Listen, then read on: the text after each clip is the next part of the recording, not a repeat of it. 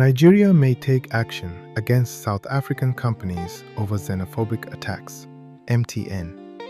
Among firms mentioned, Nigeria is sending one of its strongest signals yet to South Africa. The federal government has hinted that it may consider measures against South African businesses operating in Nigeria if attacks and harassment targeting Nigerians in South Africa continue. Could this escalate into a diplomatic and economic standoff between Africa's two biggest economies? And what would it mean for major South African companies such as MTN and others doing business in Nigeria? Stay with us as we break down the latest developments, the diplomatic implications, and what could happen next. Africa Global Opportunities TV, bringing you the stories shaping Africa's future, business, diplomacy, and opportunities worldwide.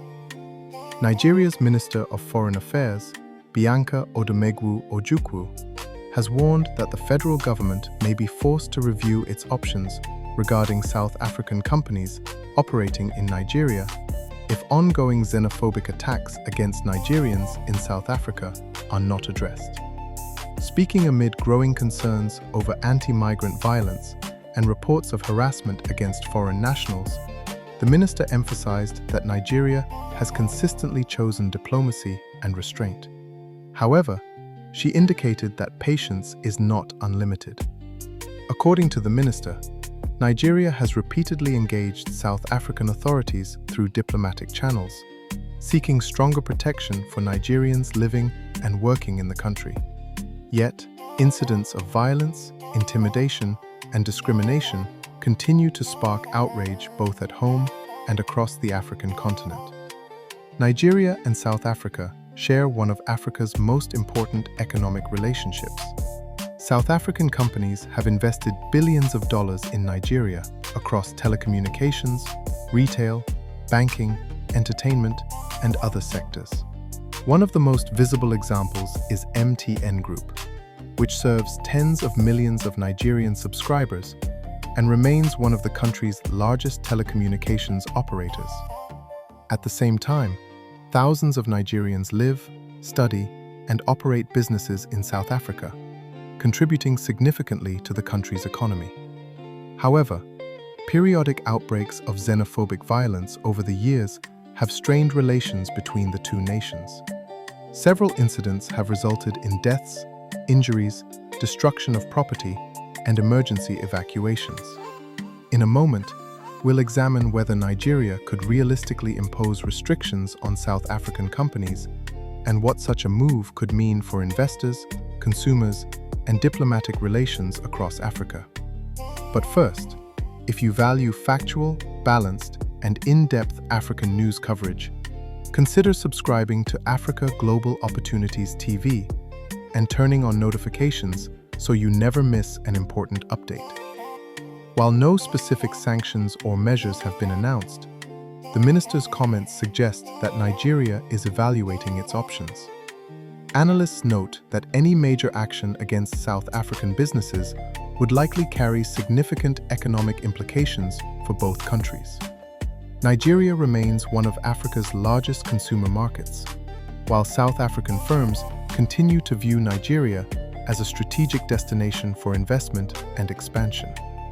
Experts say both governments have strong incentives to avoid a prolonged diplomatic dispute. Instead, many observers believe the latest warning is intended to increase pressure on South African authorities to strengthen protections for foreign nationals and address recurring xenophobic tensions. The situation also raises broader questions about regional integration and the vision of a united Africa under initiatives such as the African Union and the African Continental Free Trade Area. If Africans cannot move, work, and invest safely across borders, critics argue, the continent's economic integration goals could face serious challenges.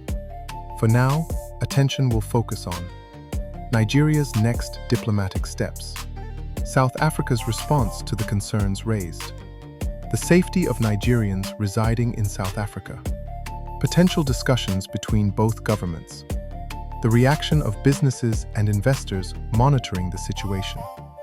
Whether this develops into a broader diplomatic dispute or leads to renewed cooperation remains to be seen. Nigeria's latest warning reflects growing frustration over repeated reports of xenophobic attacks against its citizens in South Africa. While diplomatic engagement remains the preferred path, officials are signaling that additional options may be considered if the situation does not improve. The coming days and weeks could prove critical in determining the future direction of relations between two of Africa's most influential nations. What do you think?